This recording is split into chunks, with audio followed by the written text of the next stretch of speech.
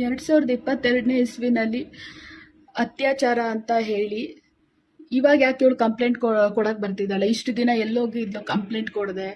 ಈಗ ಯಾಕೆ ಒಂದು ಸಿನಿಮಾ ರಿಲೀಸ್ ಟೈಮಲ್ಲಿ ಇವಳು ಕಂಪ್ಲೇಂಟ್ ಕೊಟ್ಟು ಒಂದು ಸಿನಿಮಾಗೆ ಪ್ರಾಬ್ಲಮ್ ಮಾಡ್ತಿದ್ದಾಳೆ ಅಂತ ತುಂಬಾ ಜನ ನೆಗೆಟಿವ್ ಕಮೆಂಟ್ ಹಾಕ್ತಿದ್ದೀರಾ. ಆಯ್ತು, 2022ನೇ ಇಸ್ವಿಯಿಂದ ನೀನ್ ಬೇಡ ಅನ್ನೋ ಮಾರ್ಚ್ 31ನೇ ತಾರೀಕು 2025ನೇ ಇಸ್ವಿವರೆಗೂ ಬಿಟ್ಟು ಹಾಕ್ಬಿಡೋಣ, ಆ ಕಡೆ ತೆಗೆದು ಇಟ್ಬಿಡೋಣ.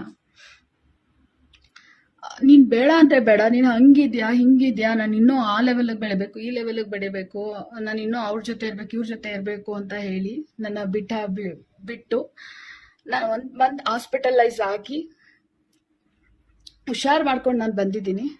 ಅದಾದ್ಮೇಲೆ ಮೊನ್ನೆ ಆಚೆ ಮೊನ್ನೆ ಅಂದ್ರೆ ಈಗ ಶನಿವಾರ ಬಂತಲ್ಲ, ಈ ಶನಿವಾರ, ಕಳೆದ ಶನಿವಾರ ಬೆಳಗಿನ ಜಾವ 12:15ಗೆ ಬಂದು ಬಲವಂತವಾಗಿ ಬಾಗ್ಲು ತಗ್ಸಿ ಹಿಂಸೆಯಿಂದ ಮೂಗ್ ಮುಚ್ಚಿ ಬಲವಂತವಾಗಿ ಎಣ್ಣೆ ಕುಡ್ಸಿ ಅವನು ಬೇಡ ಅಂತ ಬಿಟ್ಟು ಹೋಗಿ ಮತ್ತೆ ಬಂದು ನಂಗೆ ನನ್ನ ಮೇಲೆ ಲೈಂಗಿಕ ದೌರ್ಜನ್ಯ ಮಾಡಿದ್ರೆ ನಿಮ್ ಪ್ರಕಾರ ಅದು ಅತ್ಯಾಚಾರ ಅಲ್ಲ. ಆಯ್ತು, ಅತ್ಯಾಚಾರ ಬೇಡ, ಲೈಂಗಿಕ ದೌರ್ಜನ್ಯ ಮಾಡಿ ನನ್ನ ಖಾಸಗಿ ವಿಡಿಯೋ ಆ ಒಂದು ಟೈಮಲ್ಲಿ ಅವನ್ಗೇನ್ ಬೇಕೋ ಅದನ್ನ ಮಾಡಿ ಆಮೇಲೆ ಆ ಖಾಸಗಿ ವಿಡಿಯೋ ಮಾಡ್ಕೊಂಡು ಆ ವಿಕೃತಿ ಮೆರೆದ್ರು ಕೂಡ, ಇಷ್ಟಾದ್ರೂ ಕೂಡ ನಾನು ಕಂಪ್ಲೇಂಟ್ ನಿಮ್ಗಳ ಪ್ರಕಾರ ಕೊಡಬಾರ್ದಾಗಿತ್ತು.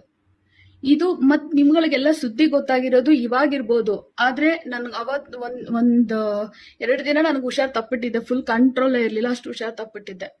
ಭಾನುವಾರ ಅವ್ರಿಗೆ ಮಧ್ಯಾಹ್ನ ಫೋನ್ ಮಾಡಿ ಹೇಳಿದೀನಿ, ನೀನ್ ಈ ತರ ಮಾಡಿರೋದಿಕ್ಕೆ, ನೀನ್ ಇಷ್ಟು ಹುಷಾರಿಲ್ಲ ಅಂತ ಒಂದು ಹ್ಯುಮ್ಯಾನಿಟಿನೂ ಇಲ್ದೇ ಇರೋದಕ್ಕೆ ಕಂಪ್ಲೇಂಟ್ ಕೊಡ್ತೀನಿ ಅಂತ ಅವನಿಗೆ ನಾನು ಪರ್ಟಿಕ್ಯುಲರ್ ಆಗಿ ಹೇಳಿದ್ದೀನಿ.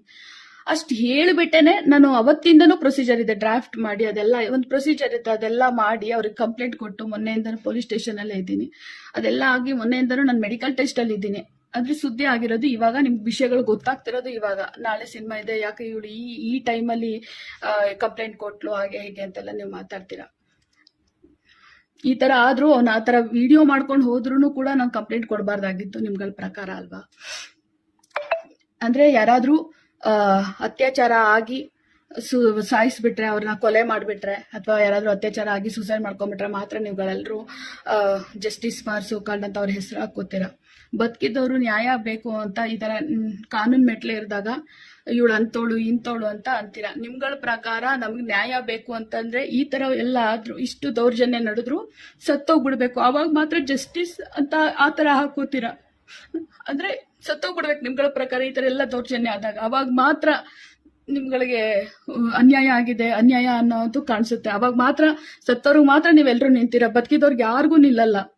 ಮತ್ತೆ ಇನ್ನೊಂದು ಕೆಲವ್ರು ಹೇಳ್ತಿದ್ದಾರೆ, ಮೀಡಿಯಾದಲ್ಲಿ ಯಾಕೆ ಅವಳು ಮಾಸ್ಕ್ ಹಾಕೋತಾಳೆ, ಇದು ಅಷ್ಟಿದ್ರೆ ಹಂಗೆ ಬರ್ಬೋದಲ್ಲ ಮೀಡಿಯಾ ಮುಂದೆ, ಹಂಗೆ ಕಾನೂನಿನ ಪ್ರಕಾರ ಅದು ಹಾಕೊಂಡೇನೆ ನಾವು ಇಂಟರ್ವ್ಯೂ ಕೊಡ್ಬೇಕು, ಅದು ರೂಲ್ಸ್. ಅದಕ್ಕೂ ಮಾತಾಡ್ತೀರಾ.